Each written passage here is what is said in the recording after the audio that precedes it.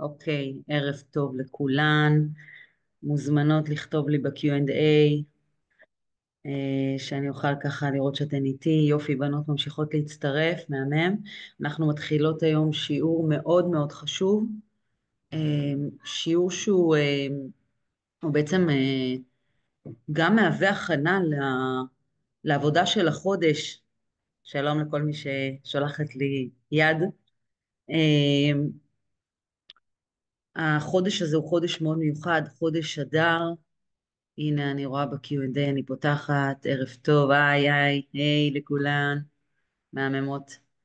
אז החודש הזה הוא חודש מאוד מאוד מיוחד, זה חודש שיש לנו עבודה מאוד מיוחדת, כוחות מאוד גדולים, כוחות גדולים שיכולים ממש להפוך לנו את כל השנה, להפוך את כל השנה הפרטית שלנו, להפוך את כל השנה הכללית של כל עם ישראל וכל העולם כולו, וזה סופר חשוב לנצל את הכוחות האלה ולחיות את הפרשה, לחיות את הכוחות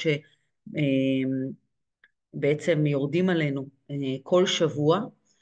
והשבוע בעזרת השם בשבת אנחנו נקרא את בעצם זאת תהיה שבת זכור, שתדבר על זכר מחיית עמלק, על החיוב שלנו למחוק בעצם את עמלק. ובאמת עולה באמת השאלה בתוכנו, שאנחנו חיות עם הזמן וחיות עם התורה הפנימית בתוכנו, מי האויבים שמחבלים לנו בחיים. והרבה פעמים אנחנו נותנים המון דגש לאויבים אה, יימח שמם שנמצאים בחוץ, בעזה ובג'נין, כל המחבלים האלה, אבל הם רק הקרנה למחבלים שנמצאים בתוכנו, והם עד כדי כך הרסניים, ממש כמו ההשתקפות שלהם, שאנחנו רואים מחבלים שהולכים לפגוע באנשים חפים מפשע, אין שום היגיון במעשים שלהם. הרוע הזה, החושך הזה, הוא לא בא out of nowhere, והוא לא נמצא רק בחוץ, הוא נמצא גם בתודעה שלנו, בעולם הפנימי שלנו. והיום אנחנו נתמקד אה, בעצם במחבל, אפשר לקרוא לו מסוכן ביותר, שבעצם אורב לנו כל רגע ורגע ונמצא בתודעה שלנו. אז נתחיל בזה שאנחנו בעצם קמות כל בוקר לאיזשהו יום חדש, לרוטינה חדשה, שמצריכה מאיתנו לצאת כל יום ממצרים,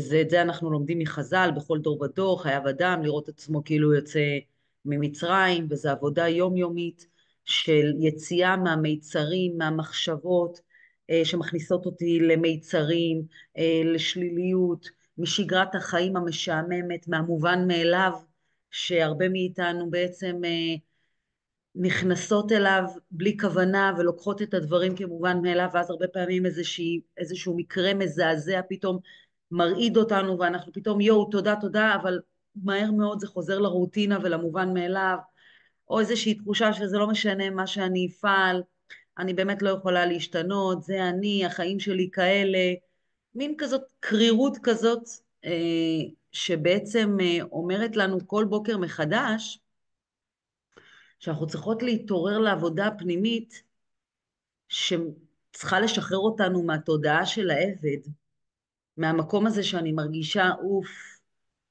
למה קמתי עוד יום, או למה אני צריכה לקום, או אני חייבת לקום, אני חיה חיים שאני לא רוצה, אני בכלל לא מבינה את התכלית שאני נמצאת פה בכלל, מה הייעוד שלי, אני מרגישה שאין לי שליטה על החיים שלי, מין מקום כזה של בעצם אה, אה, עבדות, שמשתמשים בי, ששולטים עליי, שאני לא שולטת על החיים שלי, שאני באיזושהי התקרבנות, וזה זה התודעה של הקליפה, ואנחנו אמורות לשאוף להיות במקום אחר לגמרי, שזה בעצם לעלות לארץ ישראל, זה נקרא תודעת בני ישראל לבנים.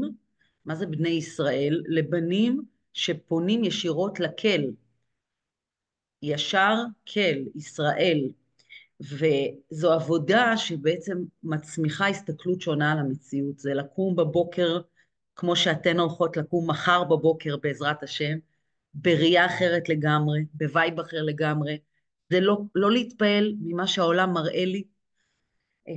אני מבינה שמה שאני רואה ומה שאני חווה, וגם אם זה משהו שמצער, שמכאיב לי, שמאתגר אותי, שלא קל לי, אני מבינה שאני רואה את זה בחוץ, אבל יש לזה שורש פנימי שאני לא רואה אותו. זה לא באמת המהות, זה לא באמת המציאות, וכל הזמן להיות בעבודה פנימית. עכשיו, השאיפה שלנו היא כל הזמן להתחבר יותר לפנים, לתחושה של השליחות. שמביאה את התענוג, את השמחה. חברות, אנחנו נמצאות עכשיו בחודש השמחה. זה שיא הזמן לעבוד על חודש השמחה, ואני יודעת שלרוב האנשים לא שמח. ודווקא עכשיו מגיעים כל הניסיונות שבאים להראות כביכול כמה החיים לא שמחים, וכמה אנשים מעצבנים, וכמה יש בלת"מים שהורסים לנו, וכולי וכולי. אני יודעת את זה, כי זה לעומת זה, ותמיד מגיעה העבודה יחד עם הניסיונות, אבל אנחנו צריכות להבין שהמקום שאנחנו רוצות לשאוף אליו זה המקום של העושר הפנימי שלנו, להיות בעשייה ממוקדת שמוציאה את הכוחות שלנו מהכוח אל הפועל, להיות בצמיחה. עכשיו, מה קרה בפרשה? בעצם שבני ישראל יצאו ממצרים, אז אה, הם בעצם יצאו ממצרים עצמה למדבר, והם התחילו לחשוב, וואי, איזה יופי, אנחנו משוחררים. זהו, יצאתי במסרים, אני לא בדיכאון, אני לא בדכדוך, אני לא... אנחנו משוחררים, אנחנו משוחררים, איזה יופי. אבל אז, דווקא כשהם יצאו ממצרים, הגיע אויב חדש, לא צפוי, לא מוכר, אין לנו שום עניין איתו, והאויב הזה התנפל עליהם בלי שום סיבה, פשוט התנפל עליהם. עכשיו, תבינו, כל העולם פחד מעם ישראל, כל העולם היה בהלם מהקריאת ים סוף, כי קריאת ים סוף קרתה בכל מקום ומקום בעולם, אפילו בכוס שתייה מסופר שהכוס נחצתה לחצי. זאת אומרת, זה העולם מבין שוואו, יש פה איזה כוח עליון מטורף שהוא מאוד מאוד אוהב את העם היהודי ושומר עליו ומגן עליו, וכולם רעדו מפחד, ויש איזה אויב שהוא חסר היגיון לחלוטין, שמחליט לתקוף את עם ישראל בשלב שהם בזמן הכי גבוה, במצב הרוחני הכי גבוה, במורא ופחד על כל העולם, הוא תוקף. והאויב הזה קוראים לו עמלק. העמלק הזה, אותם עמלקים שהם פשוט הלכו ותקפו את עם ישראל בכזו חוצפה, בלי סיבה, בלי שום דבר, אנחנו אין לנו איתכם שום עסק, אתם שום דבר, והעמלק הזה הוא לא רק איזשהו אויב היסטורי פעם שבא ותקף את אבותינו, ממש לא, העמלק הזה נמצא בכל אחת ואחת מאיתנו, העמלק הזה נמצא במחשבה שלנו, העמלק הזה תוקף אותנו ללא היגיון, זה כוח שהוא כזה חוצפן, שהוא מחדיר את הספקות ואת הקרירות בלב, מקרר אותנו, אל תתלהבי, החיים לא משהו, מונע ממך להיות בחיבור אמיתי לאלוקות, מונע את השמחה, מונע את האושר, מונע את השליחות, שנקיים את השליחות שלשמה נשלחנו לעולם, וזה מביא אותנו למין חיים של הרבה התקרבנות, של סבל, של תלונות, של קרירות, של חוסר התפעלות. לא מתלהבת, בסדר. וזה אותו קול שכל הזמן עולה ומקרר את ההתלהבות, מכניס בנו ספקות, מונע מאיתנו להאמין שזה טוב, שאין רע יורד מן השמיים, שיש כוח אלוקי שמניע את הכל, שיש כאן הכל שורש לדברים, הוא משכיח את זה מאיתנו, הוא גורם לנו להסתכל על החיצוניות, זה מין כוח שמחליש ומחליש את הקשר שלנו אל עצמנו, אל עצמנו ממש, אל האמת, ואל הדרך הרוחנית שלנו. וכמה שאני לא אצליח, אין לי סיכוי, כאילו, אני מרגישה שפתאום אני לא מתלהבת משום דבר. זה לא, לא, בסדר, אני קמה בבוקר, איזה באסה. אוף, עוד יום, אוף, ללכת לעבודה, או כמה אי צדק יש בעולם, זה לא משנה מה אני אעשה, אני בחיים לא אשנה את מה שקורה פה, אני מרגישה שאני לא אוהבת את החיים שלי, או מה, מה, מה אני צריכה את הקשר הזה, או מה אני צריכה את העבודה הזאת, או כל מיני מין ספקות כאלה וקרירות כזאת. עכשיו, עמלק זה מלשון עם מלק, מלק את ראשו, מלאק זה מנתק את הראש שלו, מלאק, ערף את הראש. בעצם המלאק בא לערוף את הראש שלנו, את השכל שלנו מהרגש. מה שאת חושבת, את לא מרגישה. מה, אבל ברוך השם, אני רואה, אני בריאה. איזה קטע, קמתי היום בבוקר, בריאה. אני נושמת, הקדוש ברוך הוא מנשים אותי כל רגע ורגע. לא, אבל העבודה הזאת, וזה עכשיו הילד שלי, אני צריכה לקחת אותו ולהחזיר אותו, ויש לו בבית ספר, ובעלי לא בדיוק עושה את מה שאני רוצה, ו. רגע, אבל אני מבינה שעכשיו הייתי בבית רפואה, באונקולוגיה, אני עכשיו בדיוק ביקרתי מישהי בהוספיס, וואו, תודה על החיים. לא, אבל זה לא מורגש, אני לא מצליחה להרגיש את זה. עמלק זה השורש של כל הקליפות, תבינו, זה מחבל מאוד גדול, זה שורש של כל הקליפות שמסתירות את גילוי השם בעולם, את העושר הפנימי שלנו. עמלק יוצר בתוכנו את כל הרגשות והתחושות שמונות מאיתנו את העושר הפנימי. זה, זה הקול הזה שגורם לנו להיכנס לפסימיות, לקורבנות, להתבאס על החיים, להרגיש שאין לנו כוח, לא להתלהב משום דבר. ותדעו לכם שהעמלק הזה, בכוונה שמתי ככה איזו תמונה שתאיר אותנו, שתזכיר לנו עד כמה הוא מחבל, רשע מרושע, שאנחנו צריכים להבין שהוא ממש ממש מסוכן ובעייתי מאוד מאוד, והרבה פעמים אנחנו נוטות להקשיב לו, אבל הוא בעצם באמת בעייתי. העמלק הזה מחכה לנו בפינה כל הזמן. ומתי הוא מופיע בדרך כלל? הוא מופיע שאנחנו דווקא יצאנו ממצרים, שאנחנו מצליחות להתגבר, שאני במודעות, אני נמצאת באיזשהו שיעור, בלימוד, הצלחתי לצאת ממצרים הפרטי שלי, אני מרגישה כבר יותר טוב, ודווקא בזמן הזה שאני על הגל, ואני שולטת בעניינים, וסבבה לי, והחיים דווקא טובים, חיים טובים. כל הזמן אמרתי, יואו, רק אם אני אקנה את הבית אני ארגע, רק אם אני אתחתן זה, רק אם הילד שלי יתחתן זה, כל אחת עם הסיפורים שלה, והכל הולך והכל בסדר, ואני משתחררת במחסומים הפנימיים שלי, של המצרים הפרטי שלי, והכל אחלה.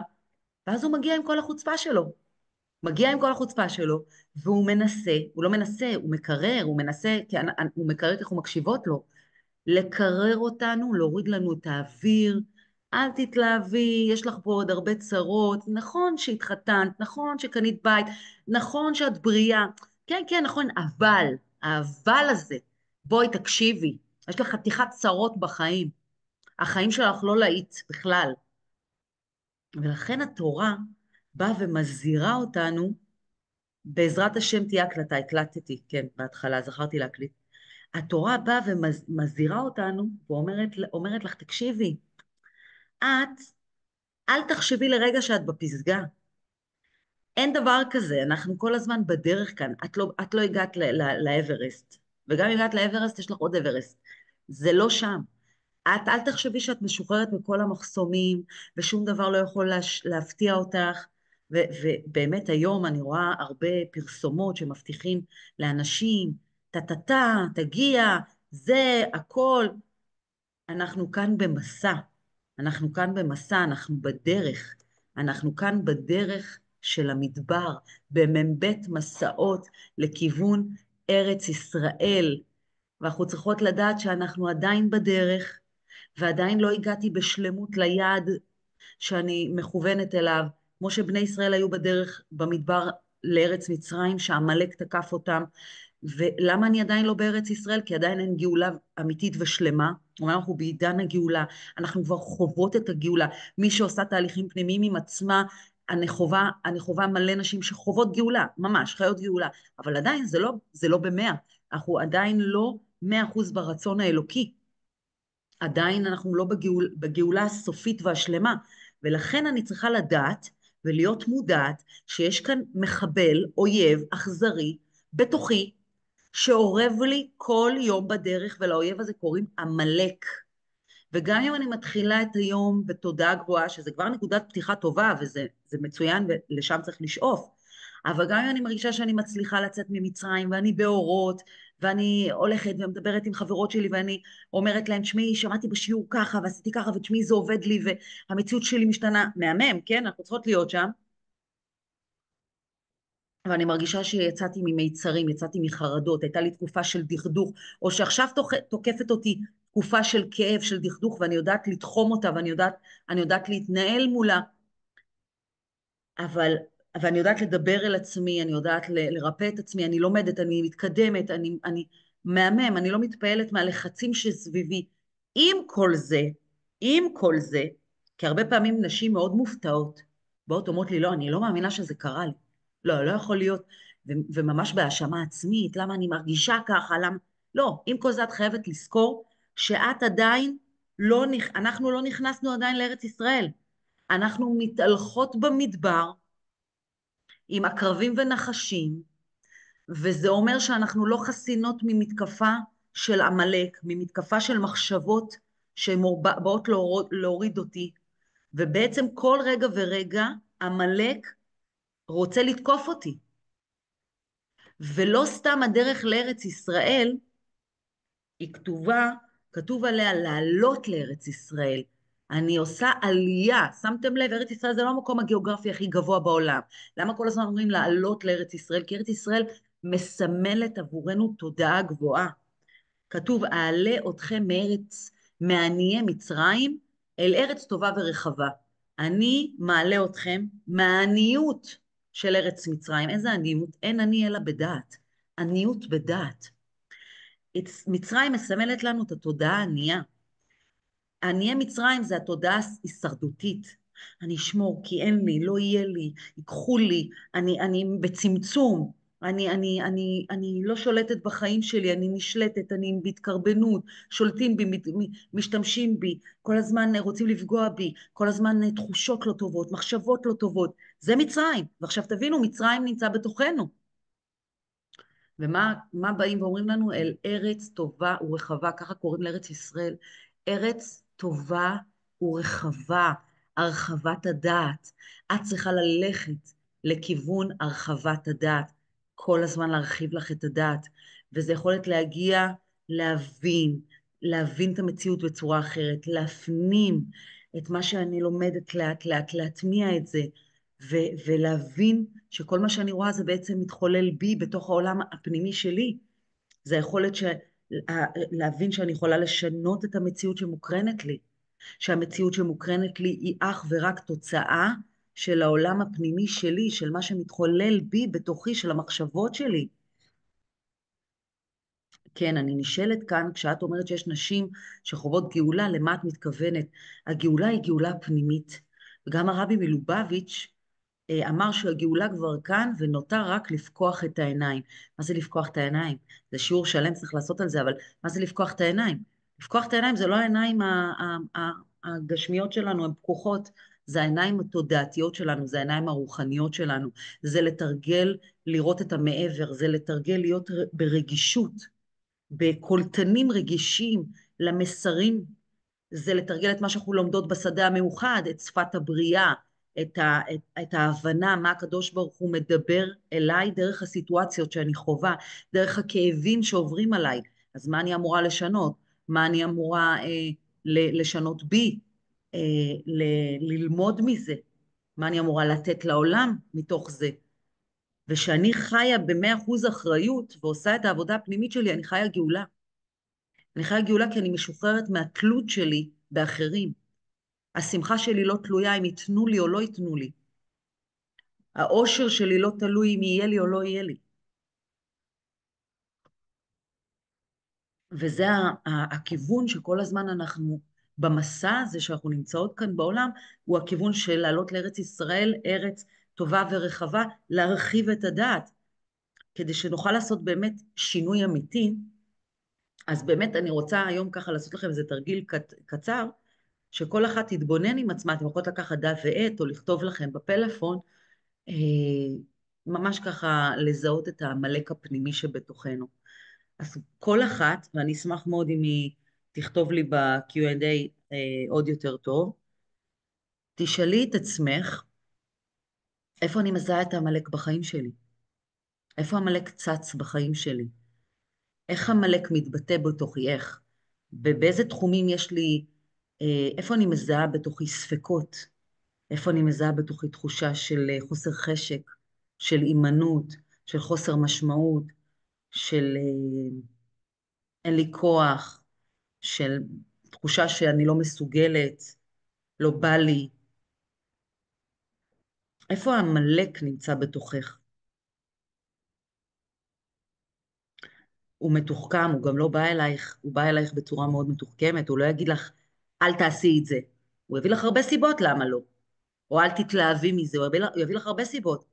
בטח, אני עייפה, אני מותשת, איך אני אתלהב, או כן, בעלי עוזר לי, אבל הוא לא מחמיא לי, הוא לא מחזר אחריי, לא משנה, תמיד יהיה לנו סיבות.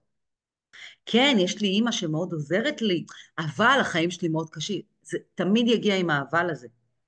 ועכשיו תשאלי את עצמך, איזה משפטים הוא לוחש לי, איך הוא מדבר אליי. את לא מספיק טובה, מה יגידו עליי? אין לי באמת כוח להתמודד עם זה, גדול עליי. אוף, עוד בוקר, עוד יום, אוף, נמאס לי. החיים לא פשוטים, שגם כשיש טוב הוא לא מספיק בולט ומורח, נכון. השאיפה לשלמות בקטע רע, ואז הצפה בביקורת עצמית. מהמם. השאיפה לשלמות זה טקטיקה של עמלק. מעולה. ביקורת על המציאות, למה לא מספיק טוב. מהמם. מנצלים אותך. מנצלים אותך, את פריירית. עזבי, מה את עושה טוב בעולם? את לא רואה שמנצלים אותך? שמה? עכשיו זה כל אחד בדקות שלו. ועכשיו תשאלו את עצמכם, באיזה רגעים אני מרגישה את הקרירות הזאת של עמלק? יש מצבים שאני מרגישה כבויה, אני ללא התלהבות, אני עושה דברים רק כי צריך, אני מרגישה שאני רואה לרוב את השלילי, אני לא מודה על הטוב, אני לא מתרגשת, גם אפילו ממצוות. אני עושה מצווה וזה לא מרגש אותי, כאילו, שימו לב, הרבה פעמים אנחנו יכולים לעשות משהו ואפילו לא להיזכר אם בירכתי או לא בירכתי, נטלתי או לא, כי אנחנו בכלל לא, אנחנו לא בכאן ועכשיו. אי אמון, לא מאמינה, לא מאמינה באף אחד. כולם רמאים, כולם באים לפגוע בי, או שהוא בא לפגוע בי. אני לא חושבת שהוא אוהב אותי באמת, לא יודעת. אני לא יודעת מה להחליט. ספק, אני לא יודעת אם זה הבעל שבחרתי? לא יודעת, זה באמת היה הזיווג שלי? שליליות, חוסר פרגון, התפתחות בעבודה. אני לא מספיק, אני לא מספיק שווה. אפילו אם אני לא אומרת את זה לעצמי, זו התחושה. לא מספיק שווה שיקדמו אותי, או מה, אם אני אתפטר עכשיו, איפה אני אעבוד? איפה, אני בספקות, אני לא יודעת מה לעשות, אני לא יודעת, לא יודעת. שהרבה נשים מספרות לי שהחיים שלהם כמו רוטינה, הזוגיות שלהם כמו רוטינה. הן מתקשרות לבעל שלהם רק באוטומט, בטכני, צריך לעשות זה, קניות זה, להביא את זה. אין להם כבר התרגשות והתפעלות מהקשר, אין התפעלות מהילדים. שימו לב, תינוק שנולד, יואו, איזה התפעלות, כולם סביבו. עכשיו, הוא לא נותן כלום לעולם, כן? התינוק הזה רק לוקח, אוכל, ישן, כלום. אבל מתפעלים ממנו, איזה מתוק, איזה מתוק. ואז הוא גדל להיות ילד, והוא כבר מפריע לנו בחיים הרבה פעמים. מפריע לנו. אני לא עוצרת להתפעל ממנו. שיו, איזה יצירה. יואו, זה החלאה שלי ושל בעלי, איזה דבר מדהים. לא. מלאק בא אומר לי, כן, בסדר, ילדים, איזה צרות, איזה בלגן. יש אנשים שכל החיים שלהם רק משוועים לילדים. העמלק מכניס ספקות ופחדים. אני קוראת את מה שאתם כותבות לי. חרדות וסיבות מאוד הגיוניות למה לפחד. נכון, לא להימצא בסיטואציה 100%. לא מצליחים לשמוח מכל הלב. נכון, למה? הוא כל הזמן מספר לך, כי תתקררי, אל תתלהבי, אז איך תהיי בשמחה? איך, לא מספיק אוהבים אותי, או דואגים לי, אני דואגת לכולם, רעשי רקע מהסביבה, וזה מביא למחלוקות, נכון? כי אם אני בתדר נמוך, ואם אני מרגישה שאני לא מתלהבת משום דבר, א', לא אוהבים להיות איתי. אף אחד לא אוהב להיות ליד בן אדם שהוא עם תדר נמוך. וגם, זה, זה גורם לזה שאני לא אתקשר טוב עם אחרים, אין ספק. אז כולנו מבינות שבעצם עמלק מתעסק לנו במחשבה, מתעסק לנו במחשבה, יוצר הרבה תסכולים, הרבה אכזבות, אנחנו פתאום יכולות למצוא את עצמנו סתם חסרות חשק, מדוכדכות, רחוקות מאוד מלהיות מאושרות, ולפעמים אנחנו יכולות להגיד לעצמנו, תשמעי, סך הכל, הכל בסדר, כן, אבל אין לי מצב רוח, לא, לא בא לי. עכשיו, מה התרופה לזה? מה התרופה לעמלק הזה? מה הנשק הכי יעיל לתופעה הזאת שנקראת עמלק, שמולק לספק הזה, לייאוש מבפנים, שגורם לנו לחוסר התלהבות, לתדר נמוך, שרואה את השלילי? אז התשובה של זה הרחבת הדעת. אנחנו הולכים לארץ ישראל, ארץ טובה ורחבה.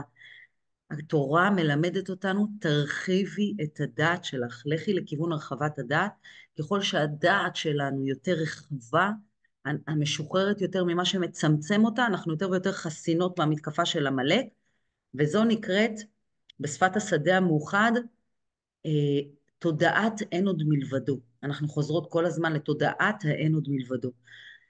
ההבנה וההפנמה שאין מציאות אחרת מלבד המציאות של הקדוש ברוך הוא.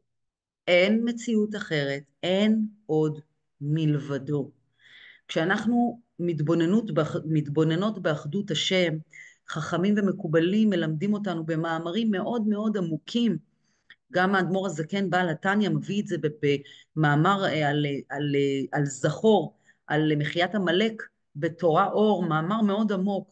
הוא מסביר ואומר שאנחנו מתבוננות באחדות השם. אחדות השם זה השם אחד, שאין עוד מלבדו. אנחנו בעצם משילות מעצמנו את הקטנות דמוחין, את המוח הקטן, את המוח המצומצם, את כמו ילד עם מוח קטן שבוכה שהוא רוצה את הסוכריה שלו, וכל העולם שלו חרב בגלל שהסוכריה הזאת לא נמצאת אצלו עכשיו, אחרי שהוא אכל 100 סוכריות, והמאה ואחת הזה חסר לו, ואז אין לו כלום בעולם.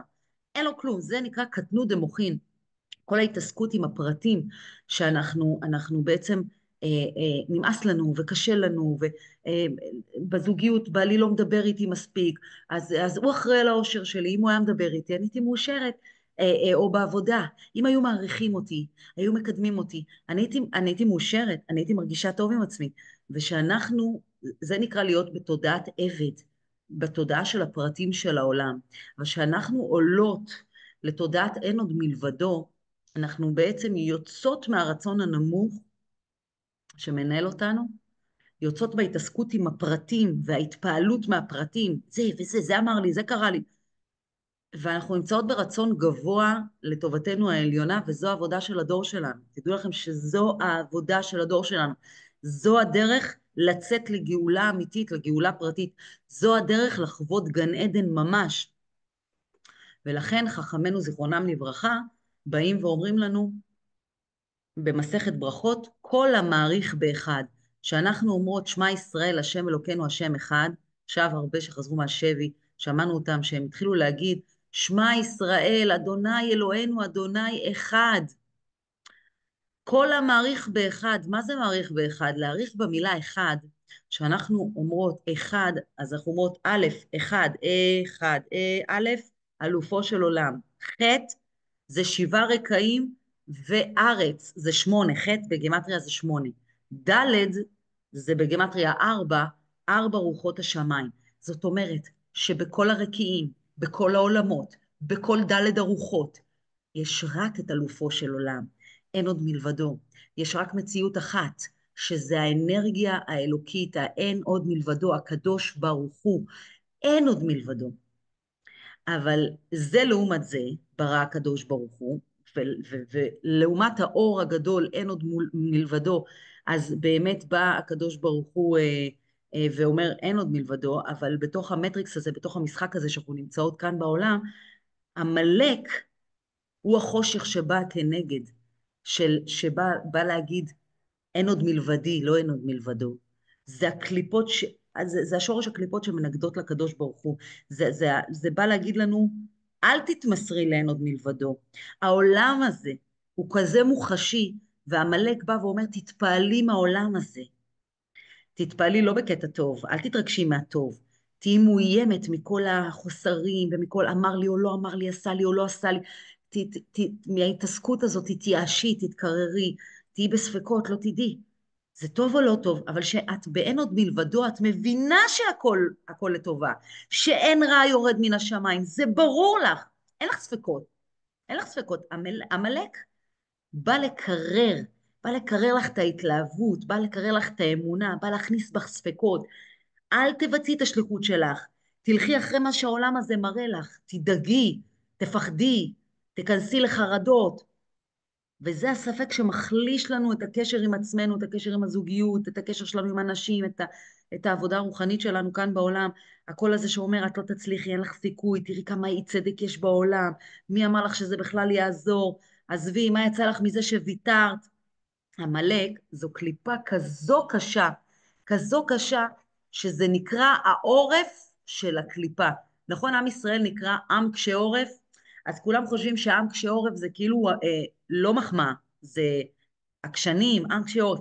לא, אבל הפירוש הפנימי של עם קשה עורף, עם קשה עורף זה מחמאה, שמשה רבנו ביקש מהקדוש ברוך הוא לסלוח לעם ישראל, בגלל שהם עם קשה עורף, זה המעלה שלנו, זה המעלה של עם ישראל, שאנחנו קשים, אנחנו קשים עם עצמנו, אנחנו לא מוותרים, אנחנו לא נותנים לתאוות שלנו להתפרץ, אנחנו מתמידים, עם קשה עורף, למעליותה, לא לגריותה, זה לא חיסרון, זה מעלה, אבל לעומת המעלה הזאת יש את העורף הקשה, ככה הוא מוגדר בפנימיות התורה, העורף הקשה של הקליפה, צד החושך זה עמלק. העורף הקשה. מה זה העורף? מה זה העורף? העורף הוא בעצם המקשר בין מה שיושב לנו בשכל למה שיורד לנו בהרגשה, בלב, העורף הזה. פה עמלק יושב, חוסם, עמלק, אמרנו מלשון מלק, עורף את העורף, ופשוט מנתק את מה שאנחנו מבינות בראש למה שאנחנו מרגישות בלב. אני מבינה שאני צריכה להיות בשמחה, אבל אני לא בשמחה. אני מבינה שאני צריכה להפסיק להאשים אותו. אני מבינה, זה לא מוביל לכלום.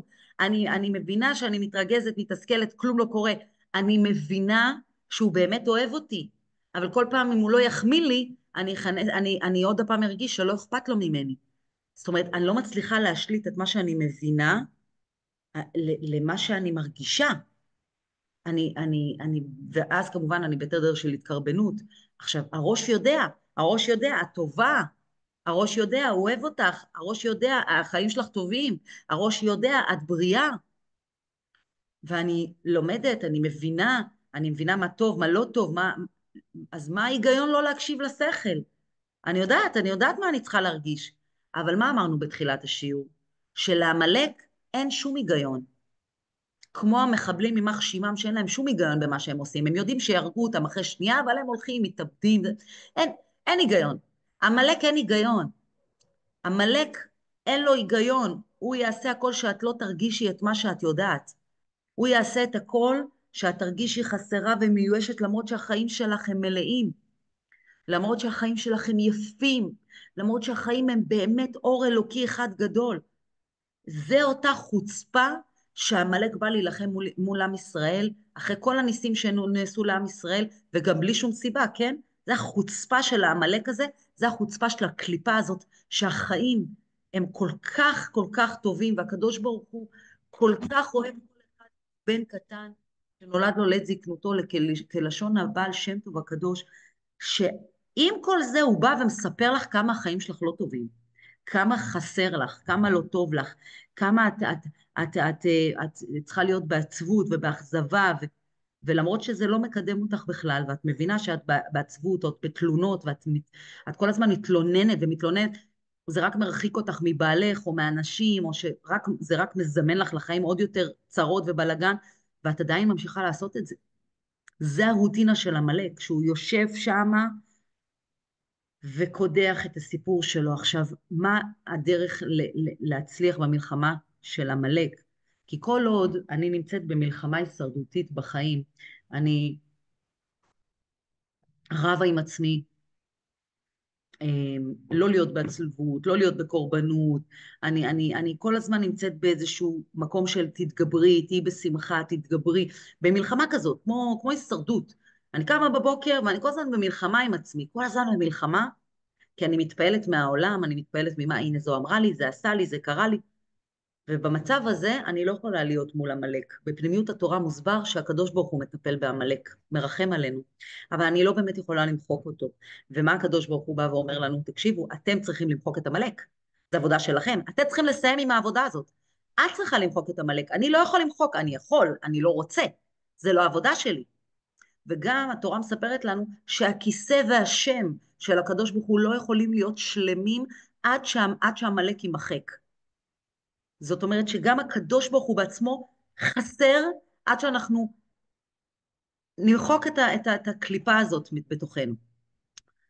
אז מה הדרך היחידה למחוק את הקליפה הזאת? מה הדרך היחידה? הדרך היחידה היא זה לעלות להרחבת הדעת, לעלות לארץ ישראל, לעלות לדרגה, בפנימיות התורה זה נקרא של עבודה בבחינת פנים, כלשון בעל התניא, ככה הוא מסביר את זה, זה עבודה שאנחנו כבר, אני לא נלחמת מול המציאות שמוקרנת לי. היא אמרה לי, הוא עשה לי, הוא נתן לי את זה, הוא מחמיא לי, הוא לא מחמיא לי, הוא חזר, הוא עושה, הוא... מעריכים אותי בעבודה, לא, אני לא נלחמת. דגל לבן, אני לא נלחמת. לא נלחמת לא בבעל, לא בעבודה, לא בילדים, לא במציאות, לא במה שקורה לי. אני לא נלחמת ברגשות הקשים שצפים בי. אני לא נלחמת בדכדוך ובדיכאון ובחרדות ובעצבות. ממש לא נלחמת. אני לא נמצאת בהישרדות רגשית, אלא אני נמצאת, אני בוחרת להיות מעל המשחק הזה. וגם אם אני חווה עכשיו רגשות שליליים, אני רואה אותם מהצד. אני לא נסחפת אליהם. הם לא מנהלים אותי. אני יכולה לחוות אותם, אבל אני לא שם. וזה כמובן גם אם מישהי חובה שהיא במיצר מאוד מאוד גדול, אז ודאי לעשות תהליך עם עצמה, ולבוא לטפל בעצמה, או ללכת וללמוד, או לא להישאר במצרים.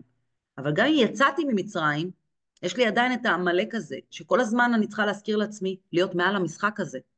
מעל המשחק, גם אם יצאתי ממצרים, אני צריכה להיות מעל המשחק הזה, ואז אני מרגישה שאני במלאות פנימית, באושר פנימי, בשקט פנימי, ויש דברים שמאיימים לי על השקט הזה, אבל אני לא נסחפת אליהם. אני לא תלויה במה שהעיניים שלי רואות, כי אני רואה, אין עוד מלבדו. זה מה שאני רואה. אני רואה את האין עוד מלבדו, אני לא רואה משהו אחר. העבודה הזאת היא עבודה שדורשת המון אימון. אנחנו באנו לעולם כאן להתאמן, אנחנו הגענו כאן לעולם, לחדר הכושר של התודעה, כל יום. אתם לא ראיתם אף אחת שנכנסה לחדר כושר, עשתה 3 פעמים אימונים, לא יודעת מה, נשארה חודש, חודשיים, ואז הפסיקה ואמרה, זהו, זה מספיק לי לכל החיים. זה לא עובד. אל תחיו באשליה.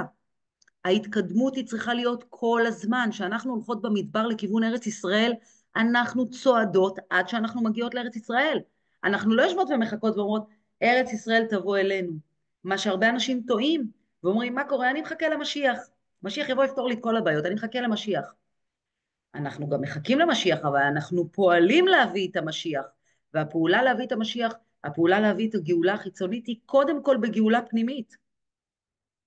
וזו עבודה במיוחד ששייכת לנו אנשים, כי אנחנו אנשים לרוב יותר מתקשות להיות בהודיה, מתקשות יותר לראות את הטוב שבמציאות, ואני אגיד לכם גם למה, זה לא האשמה, זה לא שיש לנו איזשהו דפקט ביצור, לא.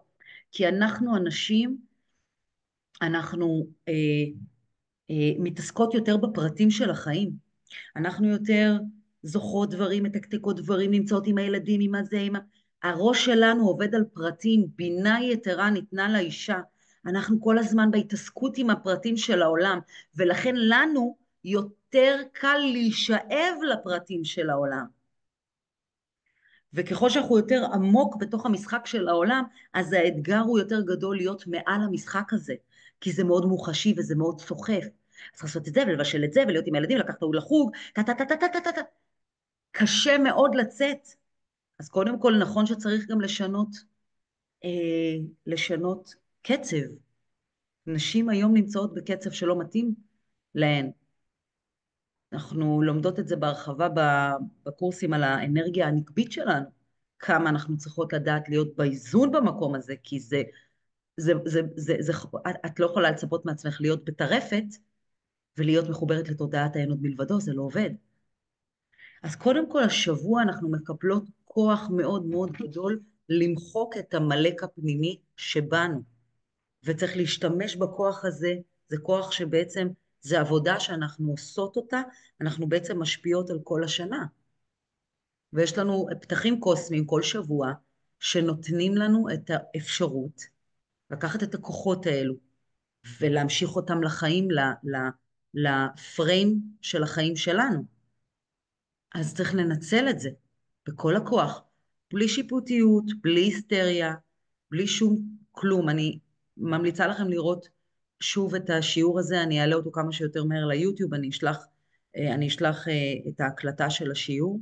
צריך לשמוע את השיעורים האלה כמה וכמה פעמים, זה לא שיעורים ששומעים אותם פעם אחת, כי ירדו לכם עוד הרבה תובנות, זה מאוד חשוב. והכי חשוב זה להיות במודעות שזו העבודה שלי כרגע, ואני מתבוננת, אני מסתכלת איפה עמלק תופס אותי. כל מי ששיתפה כאן, שזה הכי הכי מעולה, כי בעצם שהם משתפים אז באמת משקפים לכל אחת מי עמלק שלה. אז מי שכתבה את החוסר מרוצות ואת השליליות והביקורתיות והספק שיש בי, אם אוהבים אותי או לא, אם אני טובה או לא, החוסר שקט הפנימי הזה, זה הזמן לשבת ולהתבונן איפה זה מנהל אותי. אז אני מאחלת לכן שיהיה לנו שבוע של עבודה משמעותית, וסייעתא דשמיא הגדולה בעבודה הגדולה הזאת, והמון המון הצלחה. לילה טוב, אני עכשיו אקבל את